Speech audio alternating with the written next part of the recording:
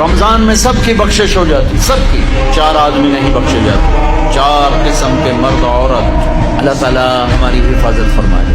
کسی بھائی میں یہ عیب ہے، ابھی سن کے توبہ کر لینا، مستقل شراب پینے والا، رمضان میں بخشش، ماں باپ کا نافرمان۔ ماں باپ کے نافرمان کے لیے تو میرے نبی نے کہا کہ اللہ ہر گناہ کی سزا موت کے بعد دے گا۔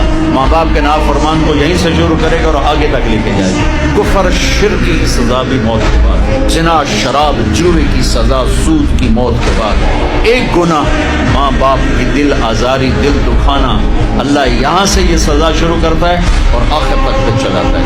میرے نبی سے پوچھا گیا یا رسول اللہ قیامت کب آئے گی؟ آپ نے کہا اللہ کو پتہ ہے، اور کوئی نشانی بتائیں کہ جب ماؤں کو ذلیل کیا جائے گا قیامت آئے گی۔ تیسرا کون ہے؟ رشتہ داروں سے لڑنے والا، قریبی رشتوں سے لڑنے والا اور تعلق توڑنے والا۔ چوتھا کون ہے؟ کینہ رکھنے والا، کینہ۔ ایک ہوتا ہے بغض، ایک ہوتا ہے کینہ۔ بغض کیا ہے؟ کہ مجھے انصر بھائی سے نفرت ہے، یہ بغض۔ اور کینہ کیا ہے؟ کہ میں ان کو نقصان پہنچانا چاہتا ہوں۔ تو یہ 4 برائیاں معاف نہیں ہیں۔ ہاں تو توبہ کر دو، سب معاف ہوگا، سب معاف ہوگا، سب معاف ہوگا۔